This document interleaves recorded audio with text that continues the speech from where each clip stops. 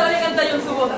Cuánto tiempo sin saber nada de ti, cuántos deseos, cuántos recuerdos se acumularon en mi alma y yo sin ti.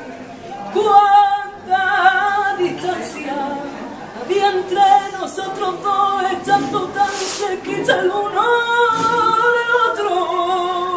Y ahora me pregunto qué nos ha pasado. No digamos nada, vamos a callarnos. Lo más importante es que estás a mi lado y es que tú no te imaginas lo que estoy sintiendo yo en estos momentos que estás a mi lado. Creo estar soñando, no me lo creo, que estoy contigo acariciándote, besándote, ya aún no me lo creo. ¿Cómo he podido estar sin verte tanto tiempo? ¿Cuánto te he hecho?